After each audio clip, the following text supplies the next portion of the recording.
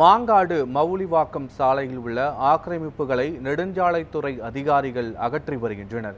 இது தொடர்பான முழுமையான விவரங்களோடு எமது செய்தியாளர் கார்த்தி இணைந்திருக்கிறார்.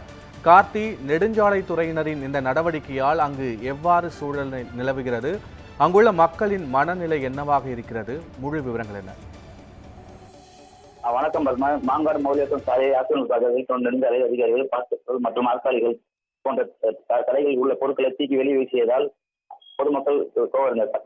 சாலை விரிவாக்கம் பணிக்காக இருப்புறம் உள்ள கடைகளை, வீடுகளும் சுவர்களை முடித்து பேச்சு மூலமாக அகற்றப்பட்டதுடன் ஆக்கிரமிப்பாளர்கள் வியாபாரிகள், மக்கள் மற்றும் 200க்கும் மேற்பட்ட திரண்டு வந்த நிலையில் பகுதியில் வீடு எடுக்கக்கூடாது பல ஆண்டுகளாக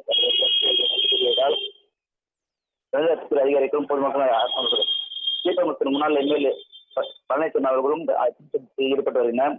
இதனால் நெடுஞ்சாலைத்துறை இயக்குநர் திடீர்னு என்று சாலையில் உள்ள கடைகள் பொருட்களை தூக்கி வெளியே வீசினார். ஆத்திரமடைந்த பொதுமக்கள் ஆர்ப்பாட்டத்தில் ஈடுபட்டனர். இதைத் தொடர்ந்து மாங்காடு போலீசார் பொதுமக்கள் வாக்குவாதம் தொடர்ந்து 2 மணி நேரம் அந்த போக்குவரத்து பாதிக்கப்பட்டு வருகின்றனர். பொதுமக்களும் இதனால் பாதிக்கப்பட்டவுடன் பேச்சு நடத்தி வருகின்றனர். பத்மாவதம். காட்சிகளோடு கள நிலவரங்களுக்கு நன்றி கார்த்திக்.